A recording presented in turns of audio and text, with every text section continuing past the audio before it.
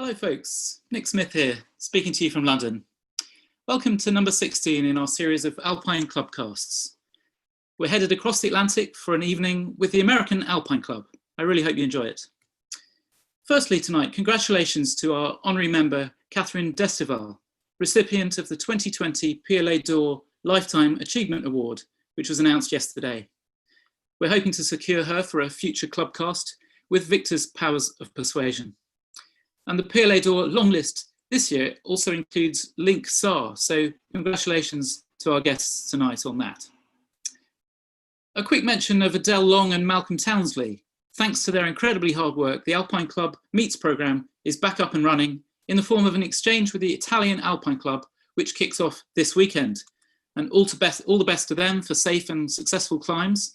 And just to remind you too that there are a few places left on the Alpine Aspirant Meet in SAS, which I run, and full members also heartily welcome to take part or join informally. Do get in touch with me for more details. So if you're watching live on YouTube or Zoom, please add any questions for tonight's speakers to the chat as we go along. We'll try to get those answered at the end. And as usual, anyone in Zoom, you will be unmuted at the end for any applause, and do stick around for a chat. As Micha Rin emphasised last week, international climbing connections are a thing to be cherished. And it gives me great pleasure tonight to welcome 4 members of the American Alpine Club, Graham Zimmerman, Chris Wright, Mark Richey, and Steve Swenson, who was guest of honour at the Alpine Club dinner in 2017. They're going to talk about their brilliant first ascent of Link Sar, 7,041 metres, in the Eastern Karakoram, one of the last great Himalayan problems. Graham and Mark are also members of the Alpine Club, and on this expedition were supported by the Mount Everest Foundation and the Montaigne Fund. Linxar sits between the better-known K6 and K7, near that contested border between Pakistan and India. And after John Griffith and Andy Houseman's first ascent of the northwest face of Linxar West in 2015, and an attempt by Tom Ballard and Daniele Nardi on the northeast face, the main peak was finally climbed by tonight's guests in August 2019. Steve Swenson, for whom this was the 3rd attempt at the summit, wrote on Instagram after his 2017 summit attempt, "It's a complex and dangerous mountain, and we didn't get to the top, but we made a significant effort to find a safe route that avoids the objective hazards." Tonight, we'll find out how they finally did just that. So first I'm going to hand over to Graham Zimmerman, and he'll introduce each of his colleagues in turn. They're joining us from Seattle, New Hampshire, and Bend, Oregon. Are you there, Graham? I'm here. I'm Graham Zimmerman in Bend, Oregon, and it's a pleasure to be here with you guys this evening. I guess it's 11 a.m. here, so we're still drinking coffee on this side of the globe. But very happy to be here to share the story with you. This is a lot of fun, and I'm going to pass it off to Chris Wright. Chris Wright. I'm also joining you from Bend, Oregon, just across town from Graham here, where I am, as he said, drinking coffee and trying to stay inside to avoid the heat. So this is a lovely place to be this morning. And I'll send us across the country to say hi to Mark, who's joining us from New England.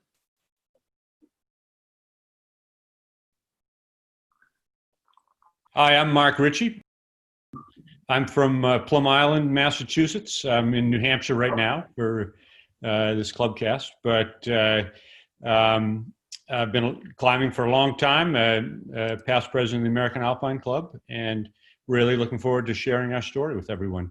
And I'll turn it over to my longtime friend and partner, Steve Swenson. Hello, everyone. I'm Steve Swenson. I'm here in Seattle right now, and beautiful day, and let's get into the program. I'm going to start off, as was mentioned, Linxar is a really complicated mountain. It's in this Google Earth photo, you can see that the bulk of the mountain, the east side of the mountain, faces down into the Kiberi Glacier.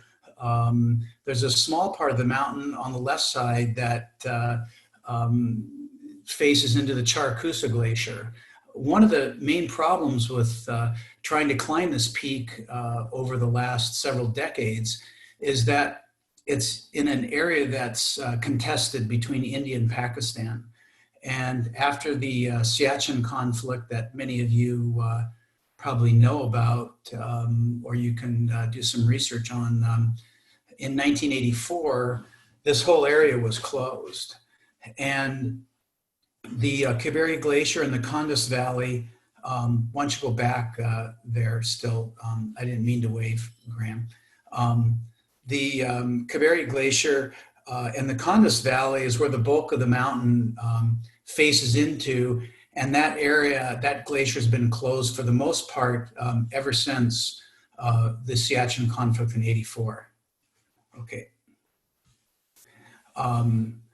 In 2000, I went to a slideshow that Jimmy Chin was giving because the brigadier general who was in charge of that region, General Tahir, was very sympathetic to climbers, and the area opened very briefly. In 2000, Jimmy and Brady and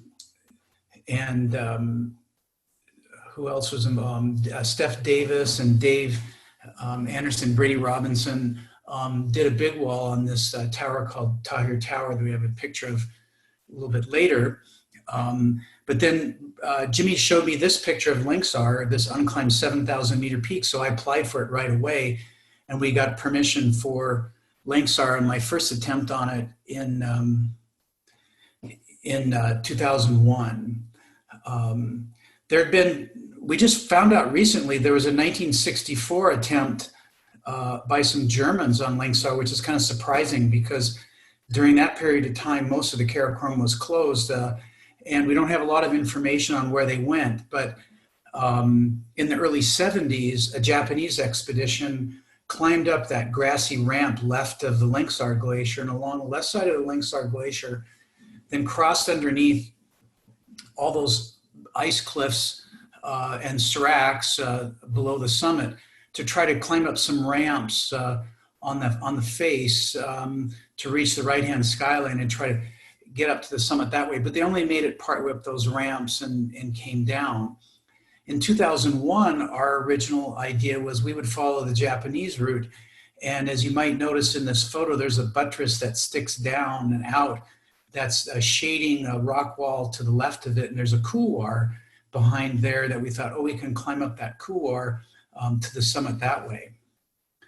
But when we got up to that point where we could see up into the couloir, it's full of seracs and dangerous things that can fall on you. So we abandoned that, and we went back down to base camp and kind of reassessed and decided that a very complicated interwoven route of weaving back and forth around different obstacles on the east face was probably the way to go. And we made it to about maybe 5,000, 5,500 meters on Linxar in 2001 before we had to leave. After I left Linxar in 2001, I went to Hushe, which is a village where Rasul, who's on the right there, has been a longtime cook, guide, partner, friend, brother to me, and hung out with his family. And then his son, Fida Ali, who's about 6, 8 years old in this picture, will actually come to play a role in this story about 20 years later. So I wanted to come back to Linxar to finish what we'd started. But after 2001, that whole General Tahir moved on to a different posting, and the new brigadier wasn't friendly towards climbers, and I applied 4 or 5 times to go back to Linxar until finally my Pakistani friend said, Steve, you should stop applying because they'll think you're a spy, that they don't really understand that you're just a climber that wants to go in and climb unclimbed peaks. They'll think that you, for some reason, you want to get into this high security zone for other reasons, and so you should stop applying. And so I did, and for a number of years, we were going to other places in the Karakoram to the Laytok peaks or We went to the Mazino Ridge on Nanga Parbat. Then Mark and I did a couple of trips into the Eastern Karakoram in India, and then one of the trips while we were doing these other climbs, waiting for Linxar, was always in the back of my mind to try to go there as soon as it opened up again. A number of attempts were made on Linxar from the Charakusa Valley by John Griffith and various different partners, and they were trying to climb up that glacier on the left side of the photo and up that face, and then you can see there's a very long exposed and committing ridge from there over to the summit of Linxar. And they made it up onto that ridge at least once, but weren't unable to do the traverse over to the summit tower. And I believe John went on expeditions there in 2012, 13, 14, and 15. In 2015, I went on another trip to Pakistan with Graham. It was my first trip to Pakistan with Graham, and Graham and I were there with Scott Bennett. And our objective was the south face of K6 Central. K6 Central is a 7,000 meter peak that hasn't been climbed yet. And the photos we had of it only showed maybe the upper third, upper half, where we could see there was this buttress coming down from the summit that we thought would provide some protection from those seracs on either side. But when we went over a col between the Nangma Valley and the Lashit Valley, we could see that this buttress only went maybe 2/3 of the way down the face, and the seracs on either side that would calve, the avalanches, as you can see in this photo, would completely obliterate the lower slopes that you would have to climb up to get onto that buttress where you would be safe. And so because of that objective hazard there, we abandoned our plan to try to climb this. And we went ahead with our other objective, which was Changi Tower, which is just across the way from the south face of K6 Central.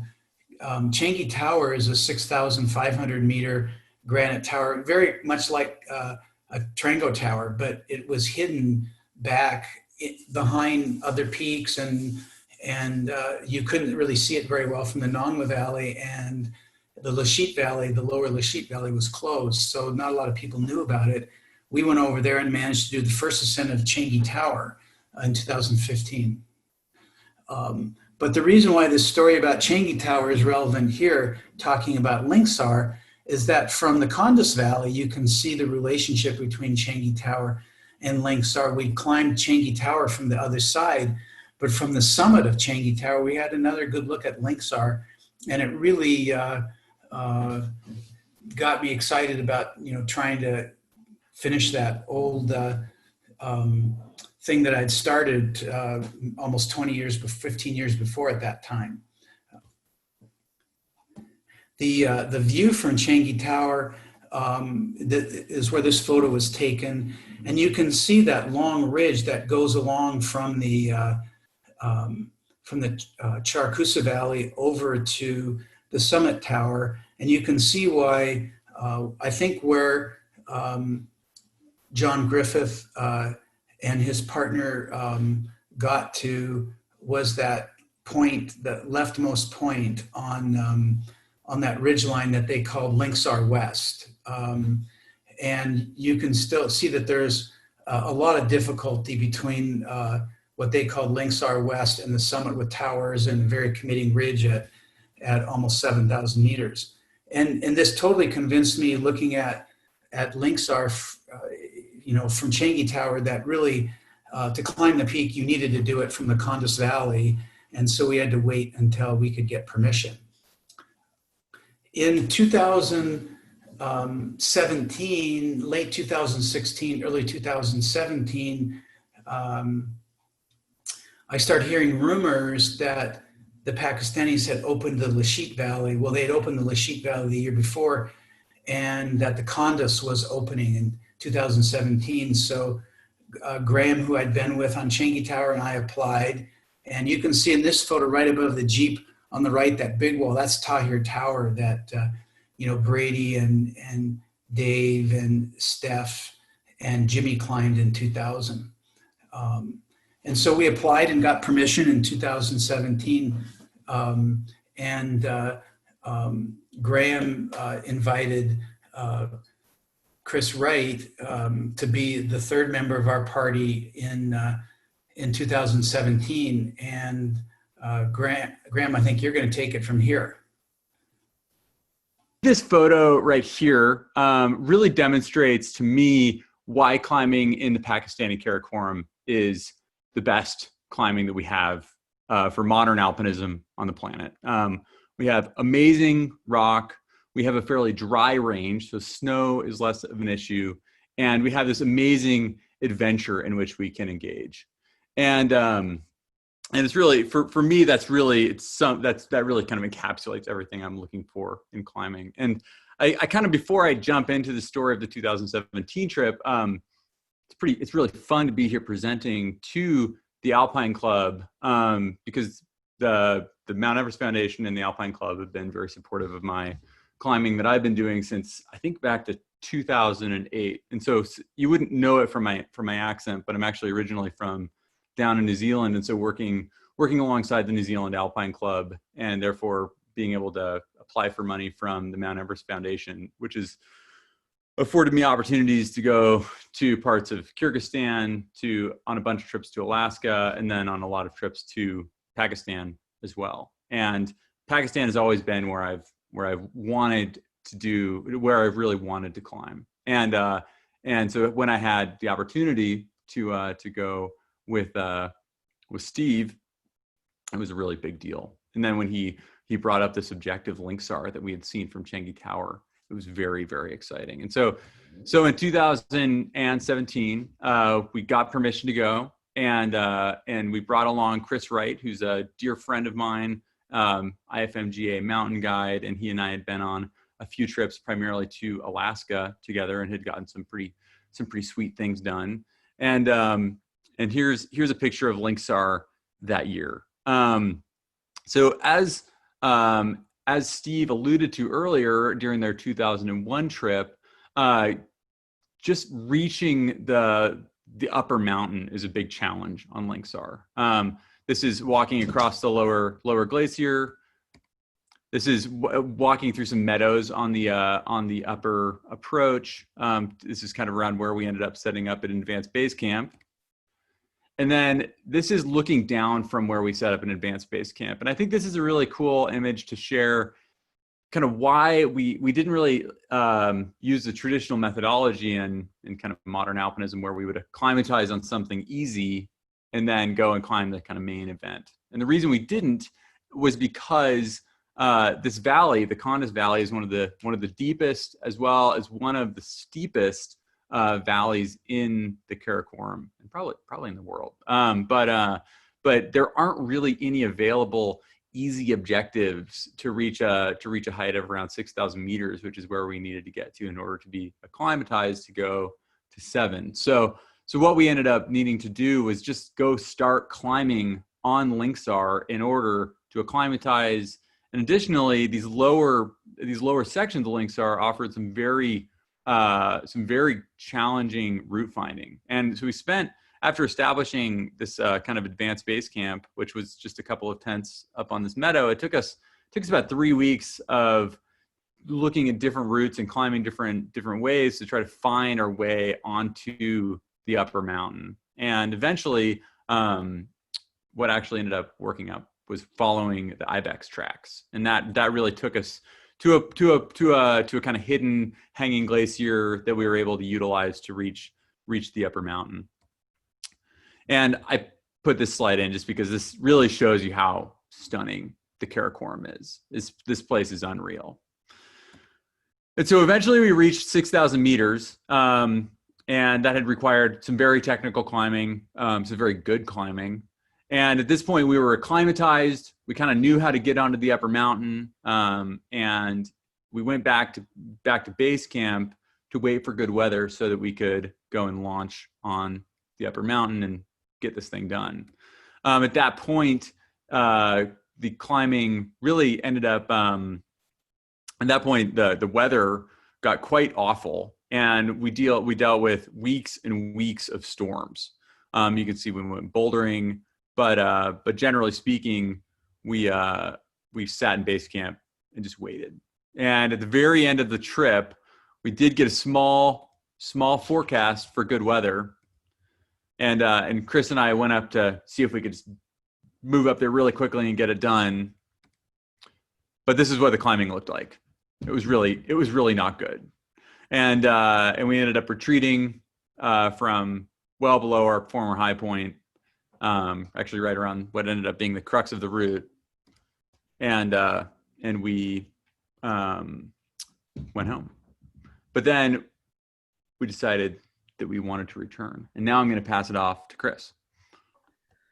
Yeah. So when we finished our 2017 trip, we knew that we wanted to go back, and we decided that we would, for a lot of personal reasons, financial reasons, et cetera, take a year hiatus. And of course, we were a little nervous that another team might go try to climb the mountain in 2018, which didn't come to pass. We were really thankful for that, because when we went back in 2019, we felt like we had answered a lot of the questions that we were wondering about on the first trip. And we went back with a few key strategies in mind. The first was that we decided we were going to bring along Mark. He couldn't come with us in 2017, though we wanted him to.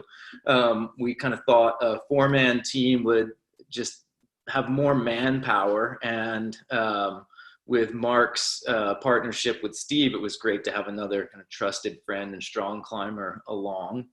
And we also knew that we weren't going to be able to find another peak to acclimatize on. So we had focused already on directing our energies towards going up as far as we could on Link Sar to acclimatize, which meant that we were poised to set up a more robust base camp or advanced base camp rather, up in those grassy meadows closer to the mountain, so that we could cut out a few thousand feet of effort and a few hours of effort to get from our base camp, which was sort of uncomfortable and low and dusty, up to an advanced camp in a much more pleasant spot.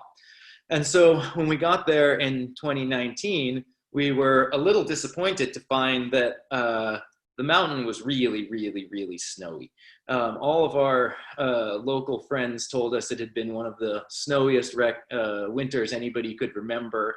And all of those beautiful grassy meadows that we had promised Mark were in fact covered in meters of snow. And you can see here on a recon, Steve pointing out the cairn that had marked our camp in the grasses in 2017. And here you can see how impressed Mark is with the snowy meadows, or sorry, grassy meadows rather. So as soon as we got there, we had a set of challenges to face that we sort of hadn't seen coming. And trying to establish base or advanced base camp in those grassy meadows took quite a long time, because we had to wait for the snows to melt, both in that camp location and on the upper mountain. But we also had to get all of our supplies up that lower part of the mountain that you can see there. And that was no mean feat either, because in 2017, we had carried all of our supplies ourselves and had a fairly meager camp. This time we decided to enlist the help of porters and spent ages kind of constructing a network of fixed lines and ropes that we decided to call our via ferrata, to help our porters safely get up there. And then once we did get all of our things up to that camp, we had to start digging and sort of constructing this little town out of mud and rocks. And we actually took a full month to even get set up there. So we had 8 weeks for the trip, and it was July 4th, the first night that we spent up there at camp, but eventually it did melt out, and we were able to set up a fairly comfortable camp at around 4,500 meters, something like that. And from there, we were able to attack the upper mountain for some acclimatization missions. And we did that knowing that the climbing to get from our advanced base camp to a camp below the main face was going to be relatively easy. We still had to wait quite a long time for the snows to settle. There were multiple avalanche events that left us feeling like we just needed more time, and we were just watching the clock tick. But eventually we were able to get into position below the buttress that we climbed in 2017, and we're able to set off for an acclimatization mission, climbing through that buttress in much better conditions than we'd had previously. It was still really warm despite all the snow, so we were climbing predominantly at night while that lower section was frozen. And as a team, we were able to reach our high point previously at about 6,000 meters, where we had a beautiful camp. This is a photo from 2017 of Steve at that camp. And from there, we spent 2 nights. We poked around a little bit to see how things were going to look above. And then we returned down to advanced base camp, where we could wait for the weather that we needed for our shot at the summit. It took a long time. It took a lot of waiting. It took a lot of patience, but eventually we did get the weather that we needed.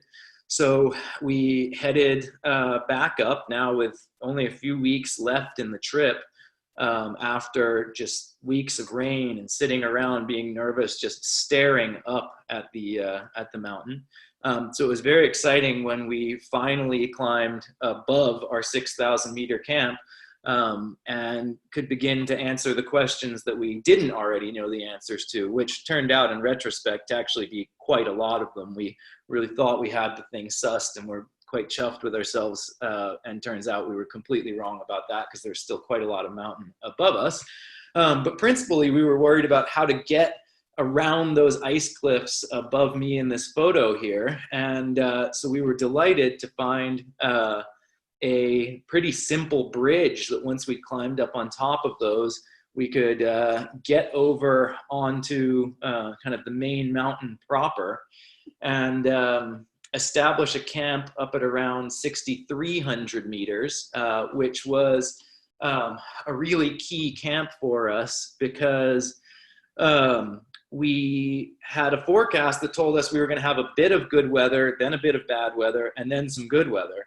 So we didn't have the 9 days that ideally we wanted to get up the mountain and down safely. So knowing we might not get that, we decided to climb into the storm, set up a camp which proved to be perfect and safe, and wait out the bad weather.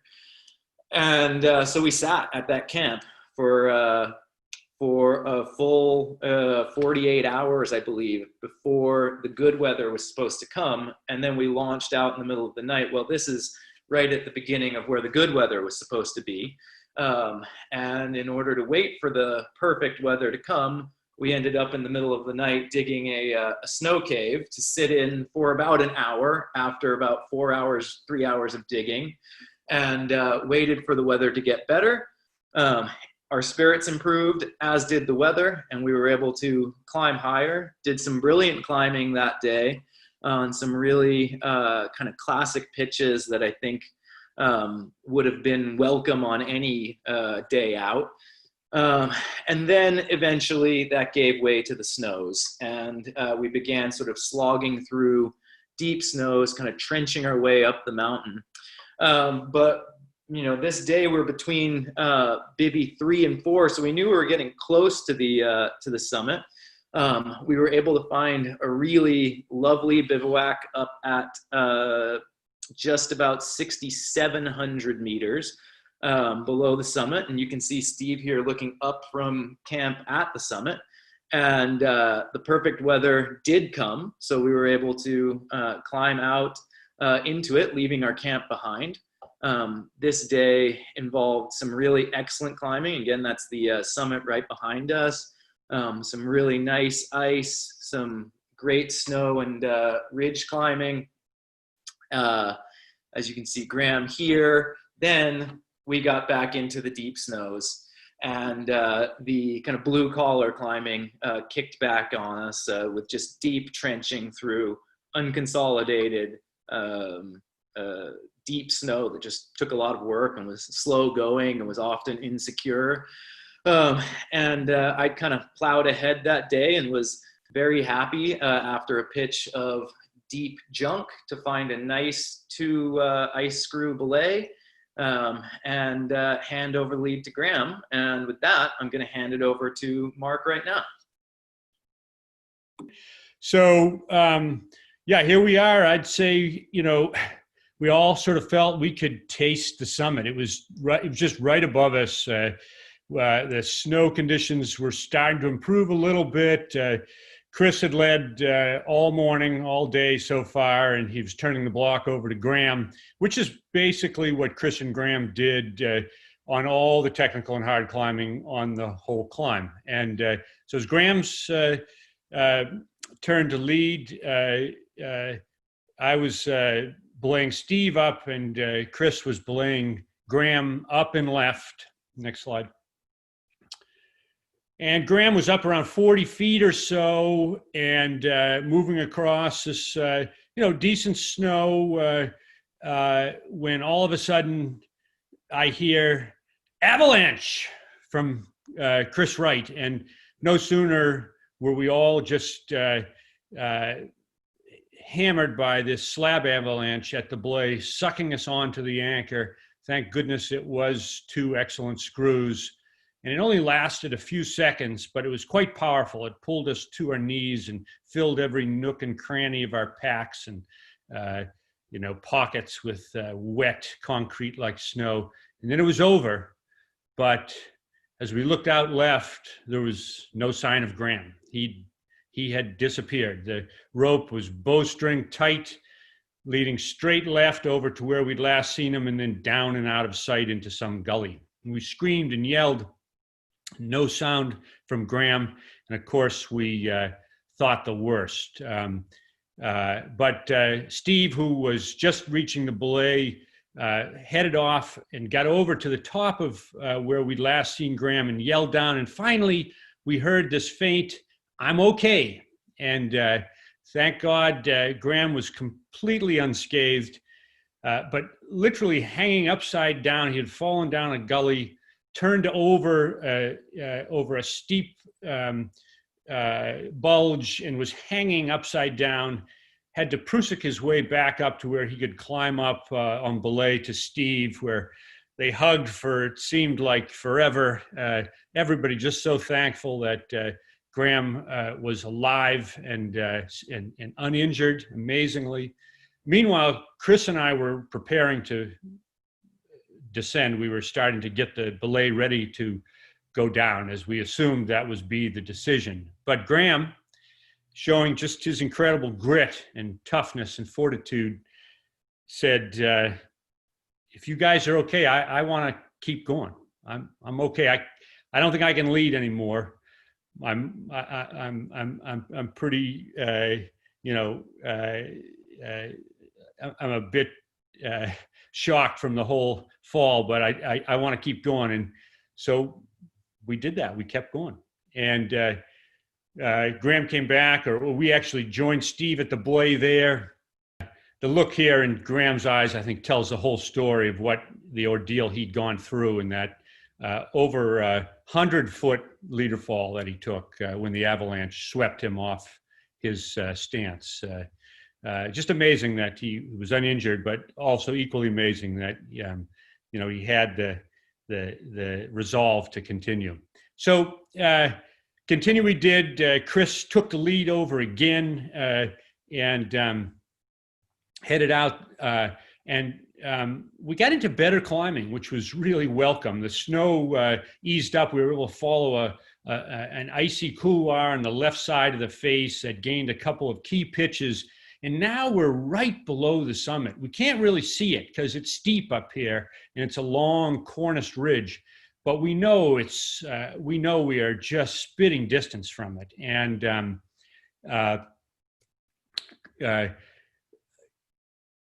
we get up to where we feel we can't be more than a pitch from the top, and the snow yet again turns really bad.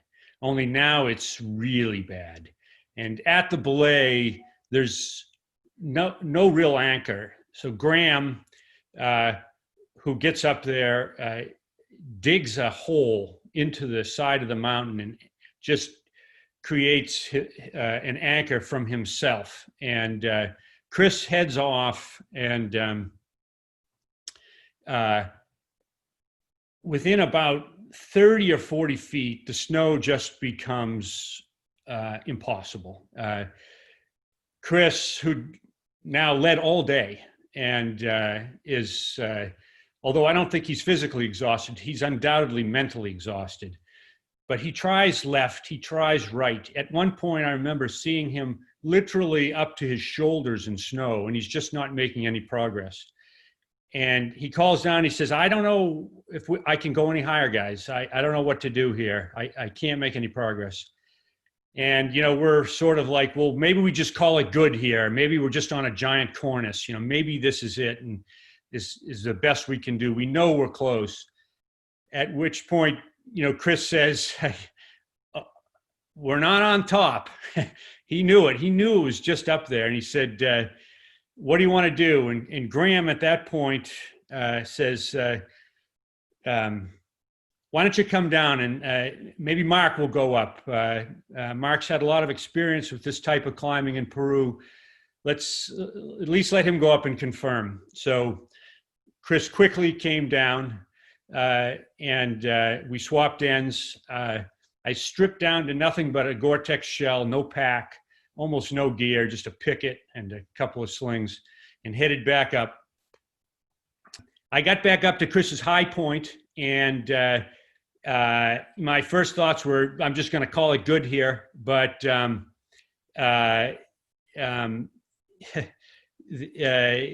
something inside me just said, you got to try something. So I started trenching and digging straight into the side of the mountain, and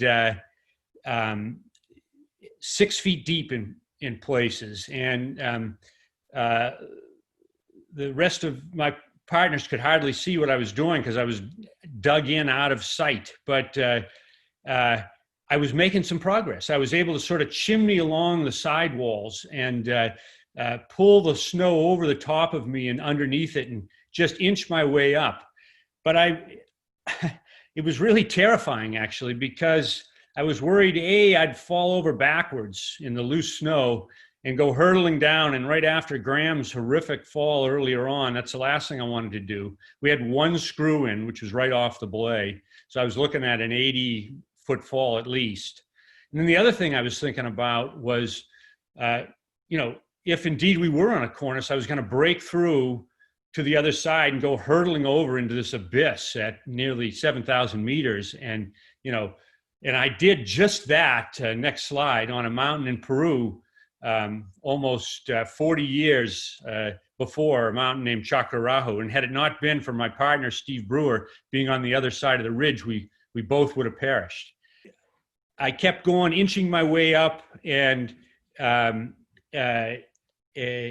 eventually the snow stiffened a bit, and I began to see this faint horizon, and I was able to kind of pull out of the trench and get onto my knees, and then all of a sudden I was on top. I was on top of Link Sar. Just incredible relief and excitement, and to have survived and to be finally on the top of this mountain that my partners had worked so hard to climb over 3 different attempts, and just an incredible effort that day from Chris and Graham and everyone, and so many times where we thought it was over, and here we were. So I screamed down to my partners, "I'm on top! I'm on the effing top!" And there was a little bit of silence initially, and then in sort of disbelief, and then a explosion of cheers and hurrahs, and then is the room up there for us? And of course there was, and very quickly we were all on top of Linxar. Chris first came up. He was so happy. He'd worked so hard that day, just an incredible Herculean effort, leading all day long, and doubtful at the very end whether we were going to really stand on the very top. So I really was happy for him. And I think Chris took this picture of me, and you can just see how excited I am. Steve came up next, and I'm so happy for my friend and partner of so many years. He had really been the driving force and the vision behind this project with his 3 attempts. Over 6 months he'd spent on the glaciers below Linxar. So I couldn't have been happier for him, well into his 60s at this point. What an amazing achievement for a guy who'd already had an incredible career. And then Graham, finally, Graham and Chris on top, just an amazing partnership there between Graham and Chris. And so we only had about maybe an hour on top. It was already getting dark, and just and the weather had started to look bad, but just as on cue, it cleared, and we were bathed in that magnificent alpine glow with the incredible peaks of the Karakoram, the huge mountains of the Charcusa, and the distant peaks of the Karakoram Giants, all orange light, and just an incredible place to be. And spent half the night getting back to our high camp, which was quite a feat in itself, because the anchors were not good at all. In many places, having to dig deep holes to bury stuff sacks full of snow to make safe anchors. It took a lot of time and effort to be safe, but we did get back, and by late that night, and then still 3 more days to make our way all the way down to Advanced Base Camp first, where we were met by our wonderful companions, Nadim and Fida Ali, son of Rasul, who cooked an amazing feast for us. And we celebrated. And then the following day, back down to our base camp in the Kunduz Valley, where we were reunited with the rest of the team and had a big celebration. And I hope, do we have the picture now, hopefully, of the whole team, with, of course, the 4 of us, and Rasul, who I think Rasul has been our cook on every Karakoram expedition all of us have ever made, going back over 30 years. And just as Steve said, not only our cook and guide and assistant and supporter, but really like our brother. And his son, Fida Ali, and Nadim, his son-in-law, were our advanced base camp cooks, and a wonderful young captain from the military who served as our liaison officer, Umair, and really a terrific team. We all got on really well, and they were a big part of our success. So I'll leave you last with a slide of the route on Linxar, and I think it actually gives a grade, which is sort of meaningless. I don't even remember what it is without looking at the slide. But as Steve pointed out, and I concur, it's one of the, if not the most complicated mountains I've climbed in my entire life. That is the story of the first ascent of Linxar. And I'm really proud of being with this team of climbers and to be invited. And I got the easy job, because I only had to go there once, and they did a lot of that hard work in the 2 recons before.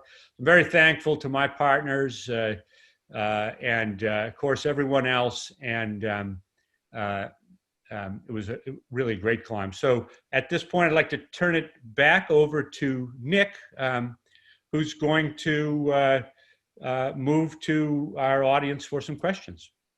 Thank you, Mark. Really enjoyed that. That was such an inspiring account with the fantastic pictures, and especially on the summit, I must say. So congratulations to you all. And thanks, Graham, Chris, and Steve as well. So folks, if you have a question now, do switch on your video, go with your mouse to the bottom of your screen and click on participants. At the bottom of that screen, you'll see the option to raise a hand. I couldn't help notice that there's a bit of a sort of, if you don't mind me saying, a bit of an age difference between the team members. So for such a sort of cutting edge objective, perhaps it's quite a unique team in that respect, that you've got such a big age gap. Was that a deliberate ploy, or did that just sort of happen by chance? I can jump in on that. I think it's really interesting to look at this team, the team composition that we had for this trip, and I honestly think that we were in a position where Steve and Mark, maybe couldn't have climbed Linxar without Chris and I, which seems like kind of an obvious observation, because Chris and I are the young, strong alpinists. But by the same virtue, I don't think Chris and I could have climbed Linxar without these two. I'm actually quite confident of that. This was a big, complex objective that didn't just require fitness and technical climbing ability. It required immense knowledge of how to get at big objectives like this. And that's something that Mark and Steve bring to the table in spades. And these guys are also very, very strong climbers. I think it's important to note. But the composition of this team was pretty outstanding in the sense of our ability to not only be on the cutting edge of our ability to climb, but also climbing strategy, which is why this team composition worked out really well. And I think it's also important to note that as we look at this being a larger team, a team of 4, in many ways that increased our safety margins while we were up there. When I think about climbs when I was younger, when it was just 2 of us and we maybe had less experience, if something like what had happened up at 6,900 meters where I got swept off by an avalanche had happened and I had been injured, it would have been a really, really bad situation, because maybe we didn't have the manpower or the knowledge of how to deal with a situation like that. Whereas with the 4 of us, who all are very, very well versed in not only climbing up, but also how to get down, and the increased manpower of having 4 of us up there, meant that we were able to really effectively deal with the variety of situations that this mountain threw at us. Mark, Steve, and Chris, you want to add anything? Well, it's not really an answer to that question, I suppose, but I will just note that it was a really serendipitous kind of alchemy of our combined skill sets, that it sounds like something you would make up because it's got a nice ring to it, but it really did pan out that we used all of our skills, and that the kind of experience of being out there with these guys, I think, was pretty rare and pretty special. And I don't think that any of these guys would disagree that we all kind of felt like something had come together that was greater than the sum of its parts. That was a pretty neat thing to have out there with this team. Also point out how well we all got along, and how easy decision making was. And there was a lot of complex decision making that happened in terms of when to go and where to go and how to approach it. And we did so in a way that was not only democratic, but I think respected everybody's collective experience and made us really strong. And we had, and I think it came from the real trust and respect we had for each other. But aside from that, we just had a really good time. You don't always get lucky like that in the mountains, that you just really enjoy your companions for 2.5 months, but we did. And we had fun. We laughed a lot. We worked really hard.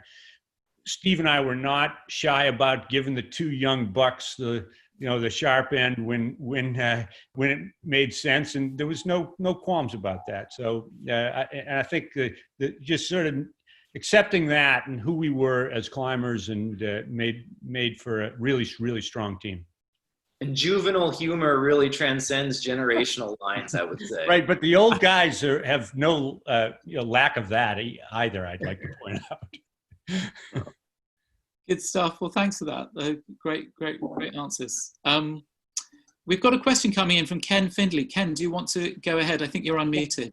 Thank you. Really brilliant presentation. Could I ask just two questions? First of all, are you four going to climb together again on an expedition?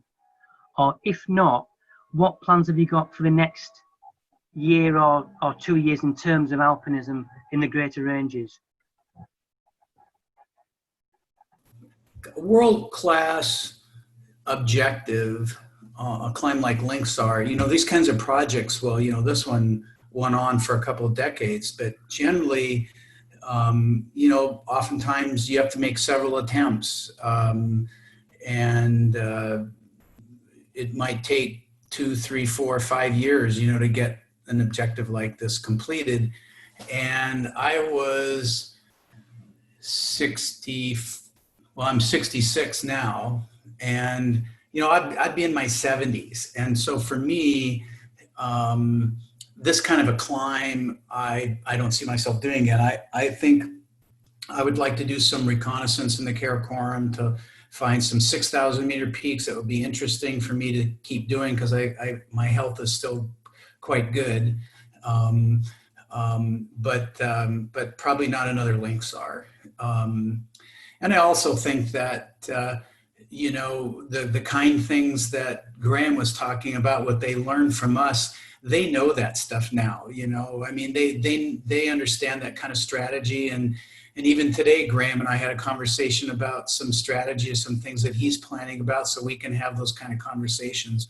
And that I feel that, just physically going with those guys, I feel like I would just hold them back, because they're more than half, they're less than half my age, and same with Mark. So, I would still like to do some climbs, in the Karakoram, maybe some smaller ones, but probably not a Linxar again. It's good to know. It's good not to, I don't want to get into that embarrassing situation where you go on something and then, it's good to go out on a high note. Don't worry, Steve. I'll go with you. And I think Chris and I are trying to convince these guys to maybe go share a base camp in the future. And Chris and I are not in the Karakoram right now. That would be a tricky place to get to at the moment from the United States, given our rather miserable job with the current pandemic. But we're in the midst of planning an expedition over there for next year, and I think we'll happily keep that under our hat, what we're actually going to try. But taking the experience that we've gained from climbing with these two fine characters and applying that experience and learning towards other big objectives in the Karakoram, and see what we can't achieve out there. Good stuff. Thanks, Graham. Well, good luck with your projects next year. There's a question, some questions on YouTube actually, I think. So Nigel, do you want to read those out? Yeah, we've got a few. I'll start with CJ O'Reilly from Colorado at the AAC office. Where do you see international expeditions going in the next decade? Many are focused on both achievement plus scientific observation, study, collection. Are you looking at expansion in these areas?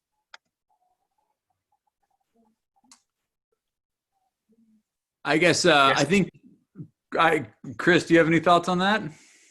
Well, I think that for me personally, I don't have a scientific background. I would need some specific direction of what I could do to be useful in that regard. But I think that the flip side of that is that humanitarian efforts have kind of been part of our kind of expedition aims as well. And I'd really like to continue to do that through Steve's kind of long history in the Karakoram. We have kind of tapped into some aid efforts in the villages and have been trying our best to contribute time and money and press to help those organizations and be able to feel like we can give back a little bit to the local communities that help us out so much, and that especially at this moment going forward, are going to need that support. So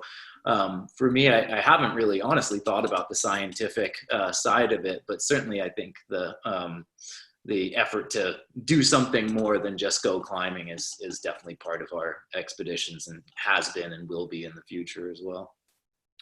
So I'll chime in to say that I've been on a couple of scientific, kind of like scientific expeditions where that was the primary focus. We did a trip down to Chile where it was like Mars terraforming research, and then we ended up discovering the highest mammal population on the planet on a peak called Yuyayako. Which is very cool, and it's a very cool way to get at the mountains. But I think that something that I think this team would agree with is having focus on a particular objective is a great way to achieve and make sure that you stay safe. So I think that, in terms of when I think about the future of my climbing, and I think, Chris's and my climbing, staying focused on that core objective of going to try something hard, coming home safely is kind of enough to enough to focus on, and then having these these kind of ancillary sort of social justice humanitarian efforts besides that. But I think that one thing that we're finding more and more is that even with that focus on hard climbing or new objectives or what have you, that those tend to be stories that we can utilize to push efforts at home around climate policy, around elections, around social justice. And so something that I think we're all exploring, and I think we can all, everybody on this call can be exploring, is how we can use these stories of climbing, which is, climbing mountains is the metaphor that everybody else uses for every other objective they have. So why don't we use our stories about climbing to help push forward objectives as we tell those stories? Yeah, that's a good point. I'll move on. Mike Clark asks, what cameras were you carrying on the climb? He says, fantastic photography. That's definitely a Graham question. Okay, down lower we had Sony A7 series cameras with a full lens kit. And then up higher, we were all carrying smaller cameras, primarily the Sony, what is it, Chris? The RX100 Mark 5s and 6s, I think. Maybe we had a 3 on the trip too. I'm not sure. Yeah, I think that's right. So those are little compact cameras that do a really good job. Modern mirrorless cameras are not particularly big and give us a lot of bandwidth for shooting both video and photos on these routes. And it's another advantage to having more people on the team, is there's more time at belays and things like that to take photos, which is pretty cool. And we have a third question. I think you've kind of answered it already, but I guess you could talk about other expeditions that you have planned as well. Any prospects for expeditions this year, or has COVID put the kibosh on everything for you guys? And that's from Dougal McDonald. Oh, Dougal. Well, I'll start. I'm just staying local for the time being, and who knows how long that will be. But so I'm not planning to go anywhere right now. Although I have been trying to get down to Antarctica for the last few years, so we are still thinking about maybe doing that if Steve Venables decides to go. Although I'm not sure he will. But other than that, I'm not planning to go anywhere. I'm pretty happy here in New England. I just came down to Seattle yesterday from, I have another house in Canmore, Alberta, where I spend the winters, and because of COVID, this year I just stayed through into the summer, and I usually spend the summers, if I'm not overseas, climbing Western Canada. But now that I came down to Seattle, my younger son's getting married. I can't go back because the border's closed. So the biggest impact for me on, because of COVID is I can't go back up to Canada. We can't go to Europe either. So I think, at least for me, it's just, kind of a summer where, like Mark, be climbing, close to home. Yeah, same for me. I think this is the first summer that I haven't spent away in ages. Normally I'd be working in the Alps for the summer, or I'd be kind of constantly in motion.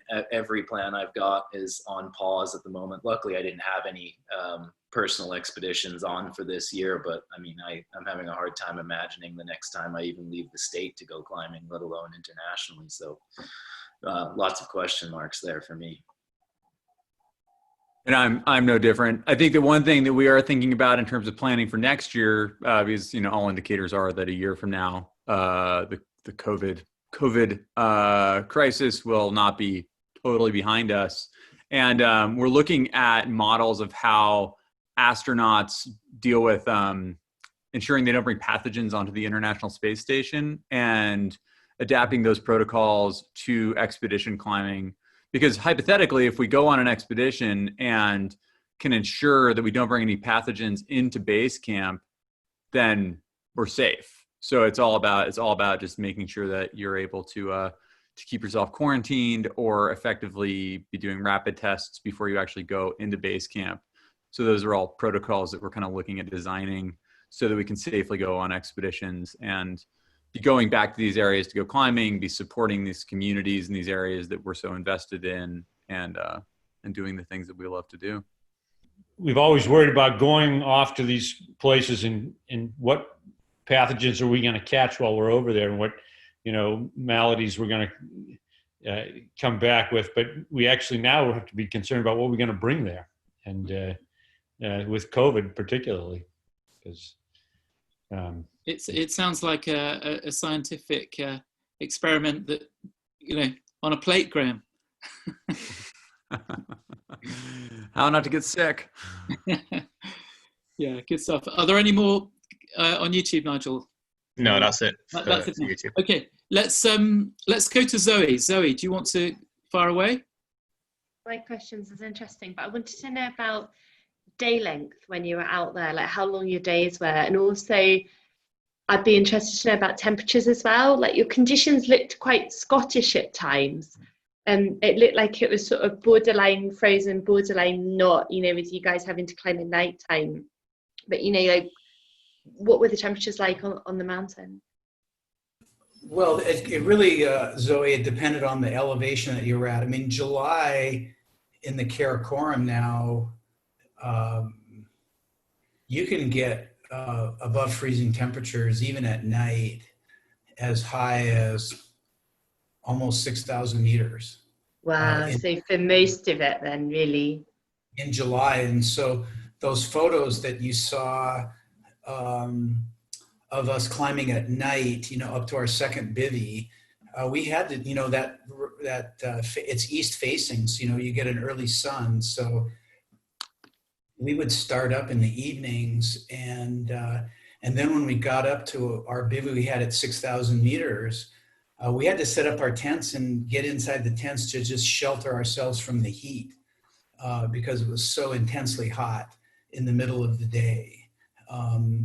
Once we got up another 1,000 meters, above 6,500 meters or up to the summit, then it got much colder and the daytime temperatures weren't so hot. But, really, in the summertime in the Karakoram, it's not that cold, up to 7,000 meters. Of course, if you're climbing one of the 8,000 meter peaks, so then it gets a lot colder above 7,000. But we weren't really dealing with, we had bigger problems with heat than we did with cold. That's really interesting. Cool, thanks. So daylight time, I'll jump in. The other part of your question was how much daylight did we have? How much daylight were you working with? Where we are is about even about the same latitude as like Washington, D.C., I think. It's roughly there. So in the middle of the summer, you're getting about 16 hours of daylight, I'm going to, roughly, and in 8 hours of night. Maybe not quite that much, but it's not as much as you'd get in the UK. We're nowhere near as far north there, right? So, yeah. Yeah, but still relatively long days then. Oh, yeah. Yeah, way better than climbing at the equator, that's for sure. Yeah. Brilliant, thanks. Great, thank you, Zoe. Thanks. I've got a question. Steve, you've been back several times, and you must have, over the years, you must have really got to know the locals, I guess. And I just wondered if you know how they're coping with the pandemic over there. Have you had any news? Yeah, I've been in touch with my friends over there, especially all of our friends up in Houché, and these different villages that are kind of like at the end of the road. And for the most part, I think they jumped on it pretty quick. And since there's only one road leading into town, they just decided to close the road. And so they've isolated themselves. And I think that they realized early on that, their healthcare system, is pretty minimal. So if people got sick, they knew that they really wouldn't be able to do much to help. So in a small village like that, if something like COVID-19 started to spread around, probably they would lose most of the older people from the village would succumb to it. In history, like when I first started going, they've had more problems with infant mortality. I think like in the 80s, their infant mortality in some of these really remote villages would be as high as 30%. And there would be times where there might be, with the children in the village, they would get a flu epidemic that would, most of the young children of a certain age would all die from the,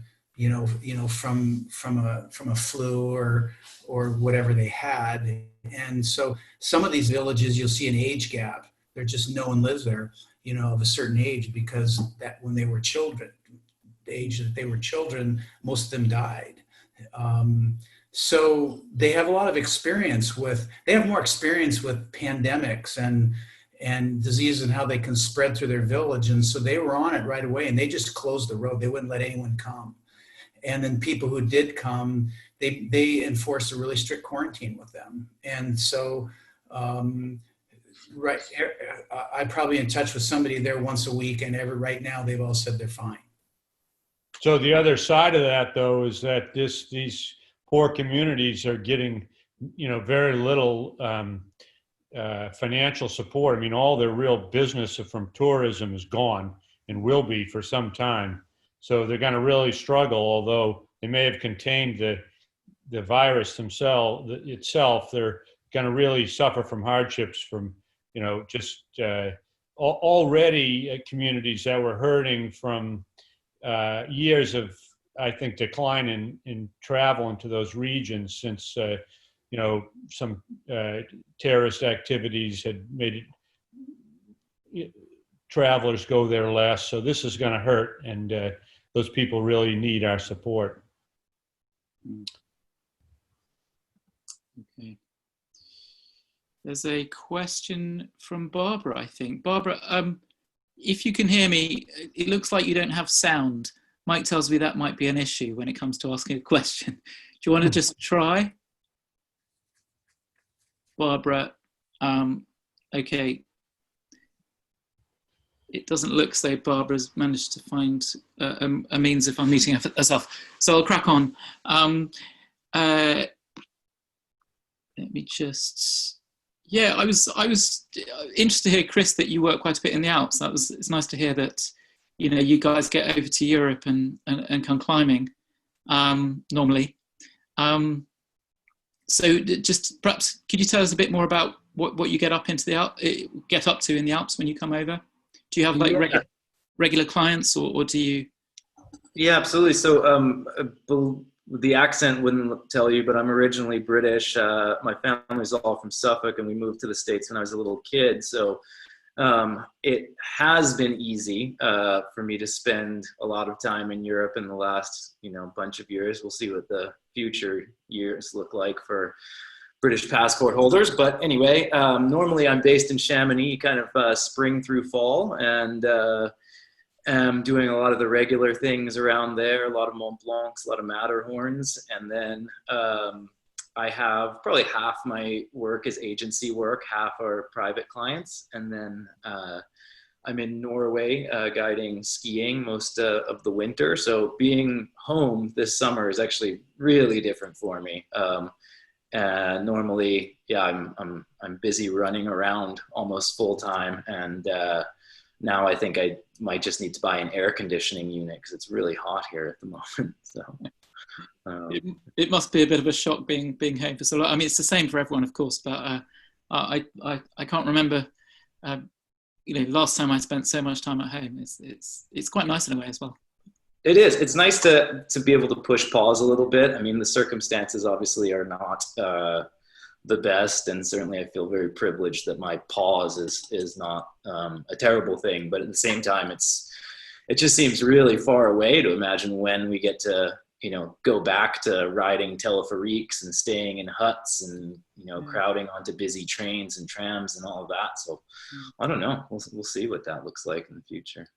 Well, as I mentioned at the beginning, things are slowly getting going here, and I mean, in Switzerland, the huts have been open since the end of May, I think. So obviously with slightly different kind of rules. I think you have to have your temperature taken before you step inside.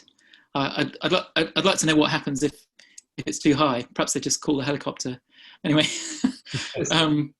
But yeah, what about your American Alpine Club? I don't know if Graham, do you want to just talk to us a wee bit about the activities of the club, and perhaps in more sort of normal times, what you as a club kind of get up to?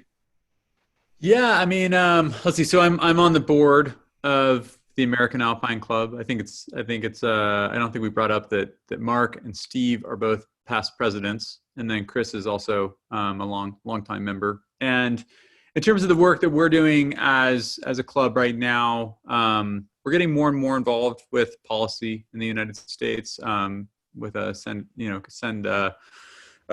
pledge to vote campaign, as well as some other kind of measures that we're getting at. And then as we look at how we're interfacing with the community, we're doing a lot of similar events to this. We're having to move into the digital space and really explore how we can really keep our community together, how we can keep everybody communicating, excited, keep everybody learning and thinking about the mountains, and how we can be doing that through digital venues rather than our normal kind of in-person events and different programming that we put on. So it's been really interesting. How do we maintain the mountains as a place that we love? How do we remember that we're there and that we need to take care of them, and that this community is so important?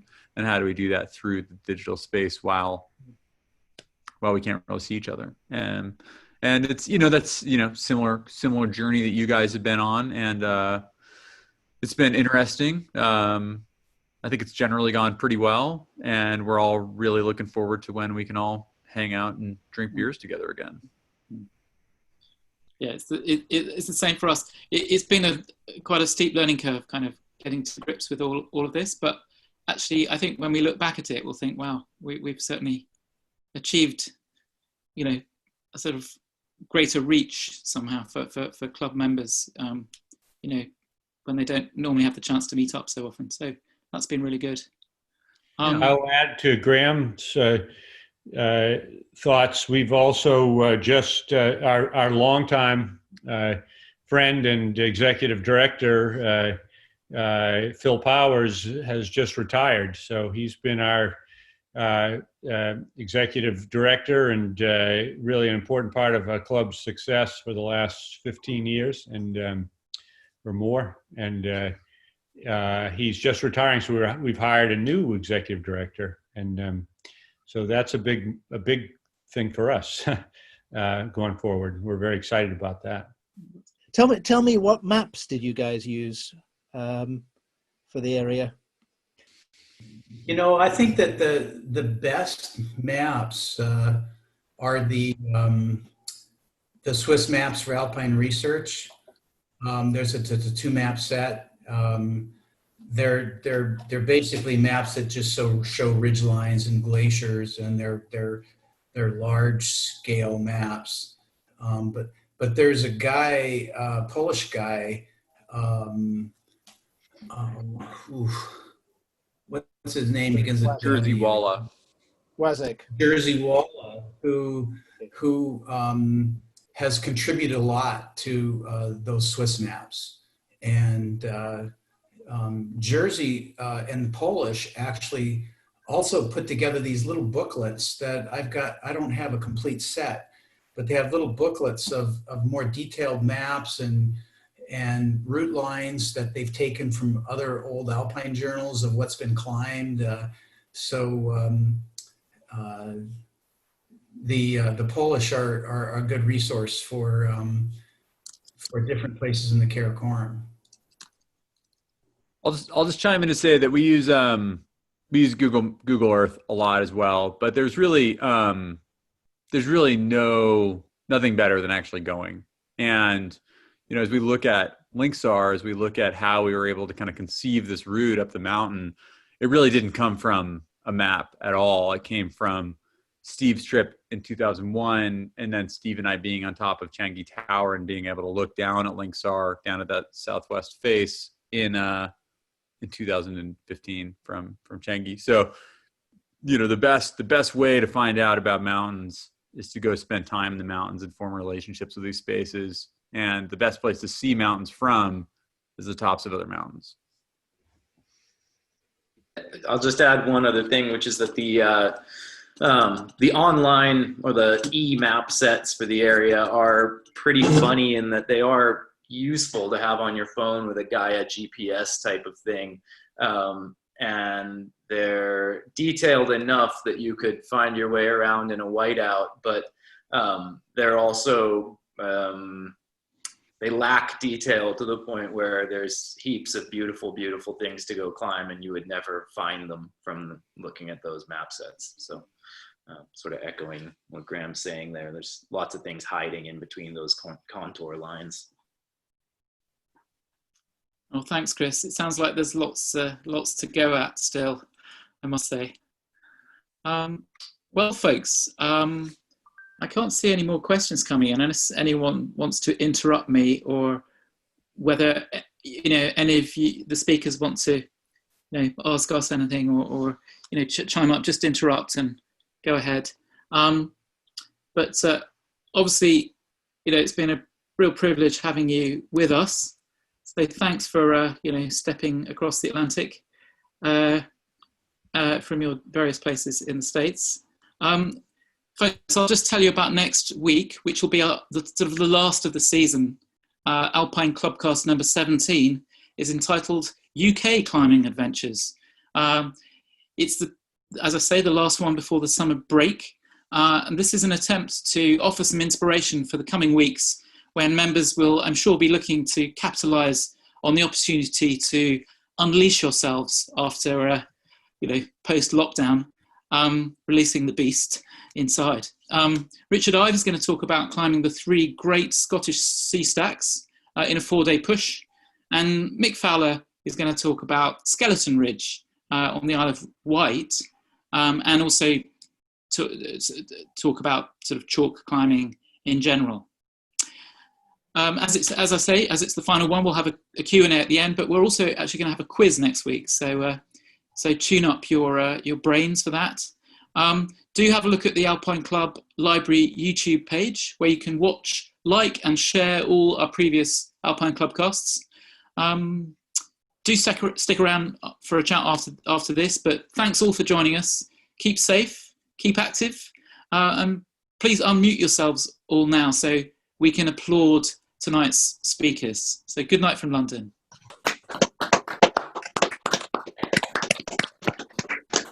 Thank you. Thanks, all. That was fun. Thank you. Thank you. Cheers.